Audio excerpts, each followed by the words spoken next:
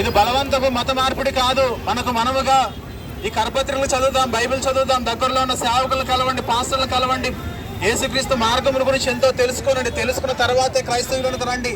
వేటుకు ఆశపడి రావడం వల్ల ఎలాంటి ప్రయోజనం లేదు.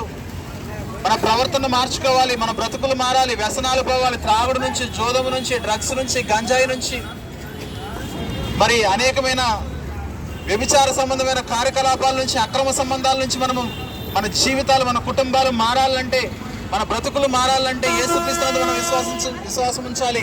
ఇది బలవంతంగా మారడం వల్ల ఎలాంటి ప్రయోజనం లేదు.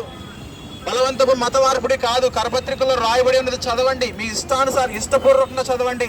ఇంకా తెలుసుకోవాలని ఆశిస్తే బైబిల్ చదవండి, దగ్గరలో ఉన్న మరి పాస్టర్స్ని కలవండి, ఎన్నో విషయాలు మీకు బోధించబడతాయి.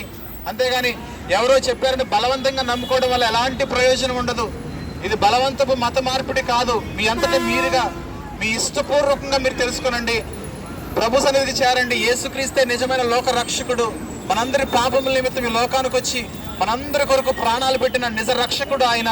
ఆయన కార్చిన రక్తములో జీవం ఉన్నది.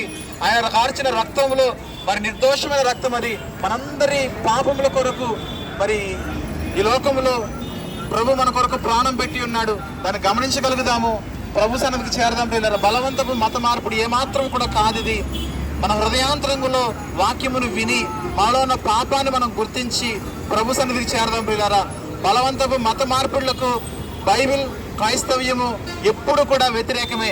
ఇష్టపూర్వకంగా వినాలి, ఇష్టపూర్వకంగా నమ్ముకోవాలి, ఇష్టపూర్వకంగా తెలుసుకోవాలి, ఇష్టపూర్వకంగా విశ్వసించాలి. అప్పుడే మన జీవితంలో, భక్తి జీవితంలో, క్రైస్తవ్యంలో మనము నిలకడగా ఉంటాము.